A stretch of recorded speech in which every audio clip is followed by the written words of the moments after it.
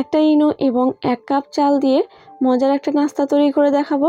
এই নাস্তাটি আরও বেশি মজার করে খাওয়ার জন্য তার সঙ্গে থাকবে চাটনি। এই চাটনিটি তৈরি করে নিয়ে একদম সহজ। চাইলে কিন্তু এটা বাচ্চাদের টিফিনেও দিতে পারেন, কারণ এত বেশি সফট জালিদার হয়, যেটা খাওয়ার পর মন এবং পেট দুটোই কিন্তু ভরে যাবে। আসসালামু আলাইকুম, ওয়েলকাম টু পারভীন রান্নাঘর। তো কিভাবে এই নাস্তাটি তৈরি করেছি চলুন একবার দেখে নিই।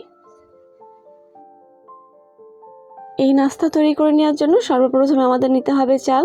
তো আমরা যে ভাত খাই সেই চালটাই ব্যবহার করেছি আমি। তো এখানে আমি নিয়েছি 1 কাপ চাল। 1 কাপ চালকে আমি ভালোভাবে পরিষ্কার করে ধুয়ে নিব একবার, তারপরে ভিজিয়ে রাখবো 2 ঘন্টার মতো। 2 ঘন্টা কিন্তু খুব সুন্দরভাবে এটা ভিজে যাবে। এই নাস্তা তৈরি করে নেওয়ার জন্য যে কোনো ভাতের চাল ব্যবহার করতে পারেন বা আতপ চাল ব্যবহার করতে পারেন। এখন 2 ঘন্টা পর ফিরে আসলাম, আর 2 ঘন্টা পর দেখে বুঝতে পারবেন এই চালটা কিন্তু খুব সুন্দরভাবে ভিজে নরম হয়ে গেছে। নরম হয়ে যাওয়ার কারণে কিন্তু এটা ব্লেন্ডারে ব্লেন্ড করে নিতে সুবিধা হবে, যেহেতু আমি এটা পেস্ট তৈরি করে নিব। তো আমি এই পানিটাকে ভালোভাবে ঝরিয়ে নিয়েছি, এরপর পেস্ট করে নিব। এইখানে অনেক বেশি পানি রাখা যাবে না, সেক্ষেত্রে কী হবে, ব্যাটারটা কিন্তু একদম পাতলা হয়ে যাবে। চালগুলোকে ব্লেন্ডারে ব্লেন্ড করে নেওয়ার সময় চাইলে কিন্তু অল্প একটু পানি ব্যবহার করতে পারবেন। আমার এই চালের মধ্যে সামান্য একটু পানি ছিল, আর তার সঙ্গে ব্যবহার করতে হবে দই। দইয়ের কারণে কিন্তু খুব সুন্দরভাবে পেস্ট করে নেওয়া যাবে। তো যেই কাপে আমি চাল ব্যবহার করেছি ওই একই কাপে দিয়ে দিলাম 1/2 কাপ দই, আর দিচ্ছি 3টে মরিচ কুচি, 1 ইঞ্চি আদা, আর 2 চামচ মতো লবণ। লবণটা বুঝে ব্যবহার করবেন, যতটা আপনারা চাল ব্যবহার করছেন সেই হিসাবে। তো আমার এটা পেস্ট করে নেওয়া হয়ে গেছে। আর কিভাবে পেস্ট করবেন সেটা আমি বলে দিচ্ছি। একটু দানা দানা থাকবে এরকম পেস্ট করবেন, তবে অনেক বেশি দানা দানা থাকা যাবে না। তো এইভাবে চালের ব্যাটারটা রেডি করে নেওয়া হয়ে গেছে। এখন আমি এর মধ্যে মিক্স করে নিব সুজি। তো আমি 1/4 কাপ মতো সুজি ব্যবহার করছি। এতে করে কি হবে, নাস্তাটা আরও বেশি মজার হবে। তো সুজিটাকে খুব ভালোভাবে মিক্স করে নিলাম ব্যাটারের সঙ্গে। আর এটা মিক্স যখন হয়ে যাবে তখন রেস্টে রাখতে হবে 10 মিনিট মতো।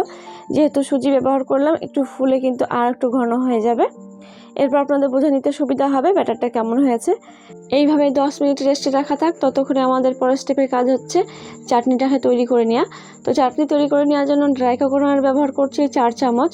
তবে এখানে চাইলে কিন্তু ফ্রেশ নারকেলটা দিয়ে চাটনিটা তৈরি করে নিতে পারবেন। ভাজা বাদাম দিয়ে দিলাম 2 চামচ, 1 চামচ দিয়ে দিলাম ছোলা ভাজা, আর দিচ্ছি 2টো কাঁচামরিচ, 1 ইঞ্চি আদা, আর তার সঙ্গে দিচ্ছি ধনেপাতা কিছুটা পরিমাণে। এরপর দিয়ে দিব পাতিলেবুর জুস অর্ধেকটা। তবে এখানে চাইলে টক দইটা ব্যবহার করতে পারবেন। আমার সব কিছু পেস্ট করে নেওয়া হয়ে গেছে। এর সঙ্গে কিন্তু লবণ ব্যবহার করেছি। এই চাটনির সঙ্গে লবণটা অবশ্যই ঠিক মতো বুঝে ব্যবহার করবেন। তোমার এই চাটনিটা রেডি করে নেওয়া হয়ে গেল। এখন আমাদের একটা হাতার মধ্যে দিয়ে তেল গরম করে নিয়েছি। এখন এর মধ্যে দিয়ে দিতে হবে সরষে 1 চামচ। আমি কালো সরষে ব্যবহার করলাম, শুকনো কারি পাতা ব্যবহার করছি 3 থেকে 4টে ব্যবহার করলাম শুকনো মরিচ। এখন এই ব্যাটারের সঙ্গে দিয়ে দিব রেডি করে নেওয়া ব্যাটারের মধ্যে সরষে এবং তেল দিয়ে দিলাম 2 থেকে 3 চামচ। বাকিটা কিন্তু দিয়ে দিতে হবে এই চাটনির মধ্যে। তো এইভাবে চাটনির মধ্যে দিলে পরে অনেক বেশি মজার হয়। তো আমার এই চাটনিটা রেডি করে নেওয়া হয়ে গেল। এখন এটাকেও রেখে দেবো একটা সাইডে।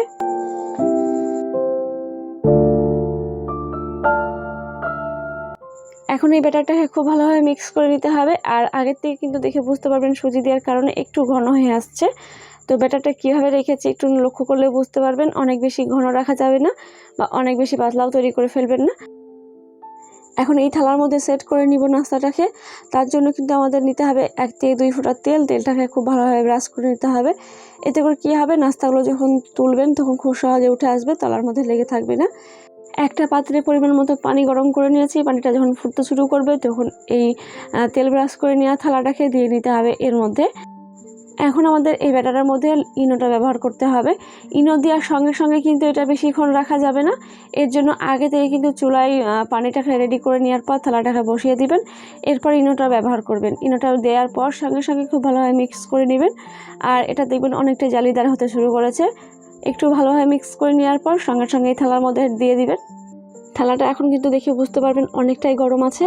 ব্যাটারটা দেওয়ার সঙ্গে সঙ্গে জালি ভাবটা কিন্তু একইভাবে হতে শুরু করবে। তাই এইভাবে তৈরি করার চেষ্টা করবেন, দেখবেন এই নাস্তাটা অনেক বেশি ফুলে উঠবে।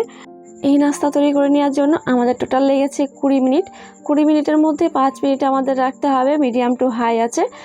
5 মিনিট যখন হয়ে যাবে তখন চুলার জাল মিডিয়াম করে রাখতে হবে।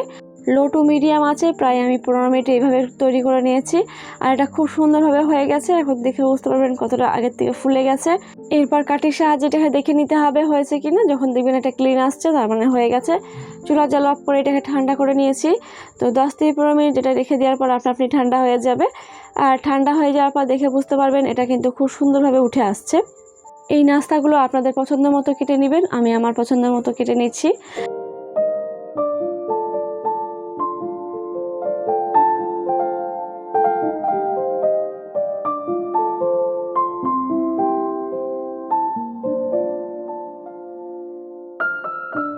কেটে নেওয়ার পর দেখাচ্ছি আপনাদের দুই সাইডে কত সুন্দরভাবে হয়েছে। আর এটা কতটা জালিদার হয়েছে সেটা লক্ষ্য করলেই বুঝতে পারবেন। সফট জালিদার এই নাস্তাগুলো যদি বাচ্চাদের টিফিনে ব্যবহার করতে চান সেক্ষেত্রে কিন্তু অনেক মজা করে খাবে। এখন এই নাস্তাটাকে একটা ভেঙে দেখাবো কিভাবে ভেতরটা জালিদার হয়েছে। এই পর্যন্ত যদি আপনাদের রেসিপিগুলো ভালো লেগে থাকে অবশ্যই চ্যানেলটিকে সাবস্ক্রাইব করে পাশে থাকা বেল আইকনটি প্রেস করে নিতে ভুলবেন না পরবর্তী এমনই সহজ এবং মজাদার রেসিপি পাওয়ার জন্য।